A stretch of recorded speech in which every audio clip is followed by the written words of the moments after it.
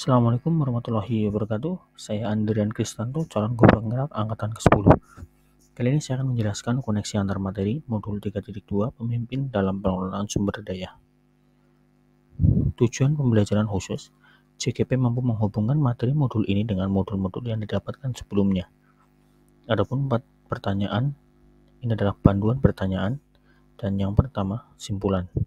Pemimpin pembelajar dalam pengelolaan sumber daya adalah seorang pemimpin yang menerapkan pendekatan berbasis kekuatan aset dengan memanfaatkan sumber daya yang ada di sekitar untuk menggali potensi yang dimiliki dalam menunjang proses pembelajaran.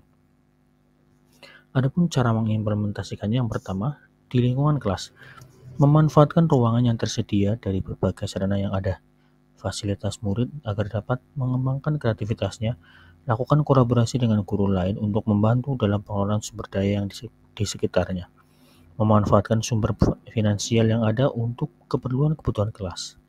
Di lingkungan sekolah, lakukan kolaborasi, bentuk komunitas sekolah, memanfaatkan sarana prasarana, memanfaatkan lingkungan sekolah, dan gunakan sumber finansial yang ada di sekitar lingkungan sekolah. Bangun relasi dengan masyarakat sekitar, kerjasama dengan orang tua, kerjasama dengan pihak luar, ikuti mengembangkan kebudayaan wilayah sekitar sekolah. Pengelolaan sumber daya yang tepat akan membantu proses pembelajaran murid menjadi lebih berkualitas. Terdapat 7 aset utama yang dimiliki sekolah untuk dapat mengembangkan sumber daya yang ada di lingkungan sekolah, yaitu antara modal manusia, modal fisik, modal sosial, modal lingkungan, modal finansial, modal politik, dan modal agama. Jika 7 aset tersebut dikelola dengan baik, maka akan membantu proses pembelajaran murid menjadi lebih berkualitas. Yang pertama, modal manusia. Kepala sekolah dan guru yang menjalankan nilai dan perannya sebagai pemimpin serta maksimalkan pengetahuan. Moral fisik, sarana prasarana, serta seluruh ruangan di sekolah jika dikelola dengan baik, menunjang kegiatan belajar mengajar sehingga kualitas pembelajaran dapat meningkat. Modal sosial, norma dan aturan jelas seperti tata tertib, keyakinan sekolah dibuat agar murid memiliki kesadaran diri akan pentingnya disiplin positif. Modal lingkungan yang ada di sekitar sekolah dapat menjadi salah satu sumber belajar yang dapat dimanfaatkan. Modal politik, yaitu adalah kebijakan sekolah dapat meningkatkan pembelajaran berpihak pada murid dan kerjasama sekolah seperti dinas pendidikan seperti mengadakan pelatihan workshop, meningkatkan kualitas pengajaran yang dilakukan oleh guru. Modal finansial, memanfaatkan dana bantuan sekolah untuk keperluan operasional sekolah dapat menunjukkan pembelajaran yang lebih berkualitas. Yang terakhir, modal agama dan budaya. Kegiatan pembiasaan sekolah dapat mengubah perilaku murid lebih berakhlak sehingga mempermudah pemberian materi pembelajaran. Selanjutnya, keterkaitan dengan modul lain. Modul 1 dengan modul 3.2. Modul 1.1, guru dapat berperan sebagai pemimpin yang menuntun sebagai kodrat murid dalam mengembangkan segala potensi yang dimiliki murid. Modul 1.2, sebagai pemimpin pembelajar, guru dapat mengembangkan keterampilan yang dimilikinya.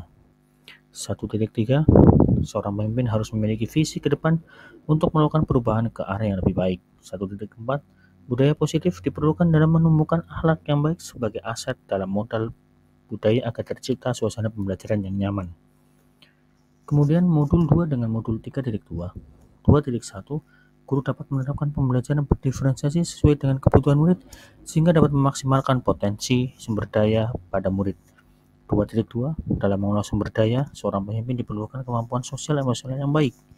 Dan 2.3, pemimpin harus mampu menerapkan teknik coaching dalam melakukan segala tindakan pengelolaan sumber daya yang ada di sekolahnya. Kemudian modul 3.1 dengan 3.2.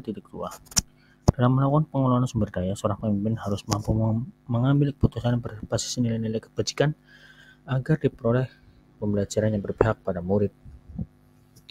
Pemahaman konsep sebelum dan sesudah mempelajari modul 3.2. Sebelum mempelajari 3.2, saya hanya berpikir aset adalah segala sesuatu yang berupa fisik saja yang ada di lingkungan sekolah, serta lebih banyak berpikir kekurangan ataupun masalah yang ada. Sesudahnya, saya baru memahami terdapat 7 aset utama yang dapat dikembangkan untuk dapat mengembangkan sekolah, yaitu modal manusia, fisik, sosial, lingkungan, finansial, politik, serta agama dan budaya.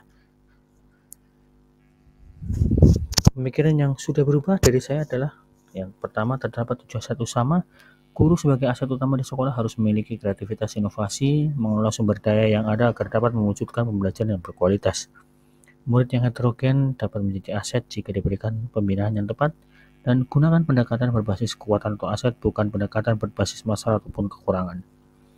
Demikian yang bisa saya sampaikan. Assalamualaikum warahmatullahi wabarakatuh.